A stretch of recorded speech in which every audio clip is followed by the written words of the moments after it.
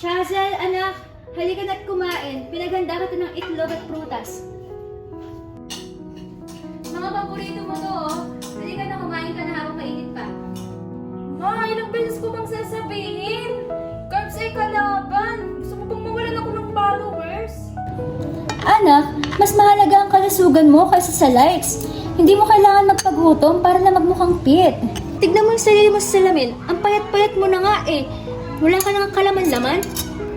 Tinitiis mo ako, pero dapat di mo tinitiis ang pagkain. Ma, please lang, huwag mo akong istorbohin. Eh parang di istorbohin. Bawat kagat mo, sinusuka mo sa banyo. Bawat subo mo, dapat pinipilit ka pa. Kung ganyan na pala ang pagiging influencer, dapat din na kita tinuruan kumain ng mga gulay dati pa lang.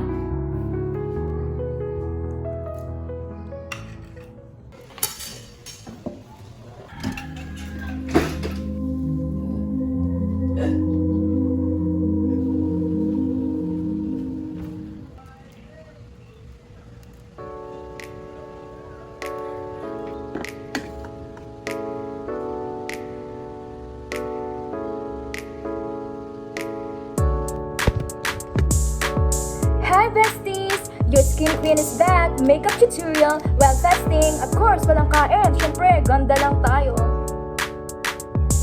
Hi besties! Your skin queen is back! Makeup tutorial while fasting. Okay na to. Gusto ko to mamaya.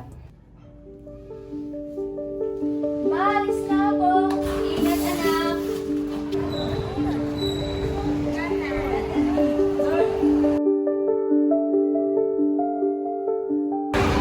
Chaz, di ka na naman ba kumain? Sure ka bang tao ka? Hindi ka robot? Chaz, seryoso, okay ka lang ba? You're glowing, but like in hospital way. Thank you! Ganun talaga pag gutom. Pero gorgeous. Gutom, pero gorgeous. Girl, yung fashion show, buhay mo yan. May pang RIP vibes ka na nga eh. Tama ka pa. Hindi na cute yan. If likes come at the price of your health, I think much better mag-stop ka muna pagiging influencer. Tara na.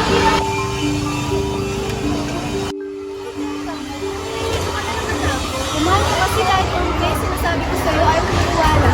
Nasa ulo mo. Okay lang ako.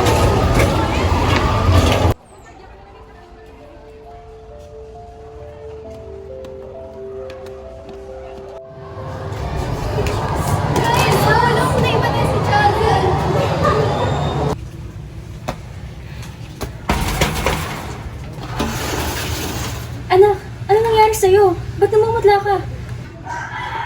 Ma, pagod lang ako. Hindi okay yan, Chazel. Chazel, nanay mo ako. Pinipilit mo ngumiti sa camera, pero sa totoo lang, ubos na ubos ka na. Hindi mo kailangan habulin ng kagandahan na nakikita sa screen. Hindi mo kailangan saktan ang sarili mo para lang mapansin. Kahit lumobo ka pa, kahit magka-pimples ka, anak pa rin kita. Mahal kita. At gusto kong makita kang masaya, hindi sakitin. Hi guys! So, reminder for the day, kumain ng masusustansyang pagkain gaya ng cucumber, carrots, at marami pang iba. At huwag mo rin pababayaan ang iyong sarili. That's all. Thank you. Bye-bye.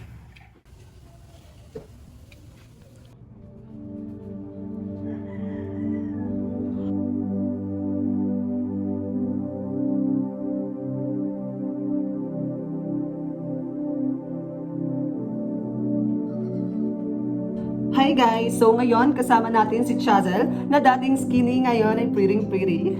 Hi guys! Hello po sa mga kabataan dyan, sa mga teenager, lalo na po sa aking mga followers. Kung kayo po ay magda-diet, sana po ito po ay healthy at nasa tamang posisyon.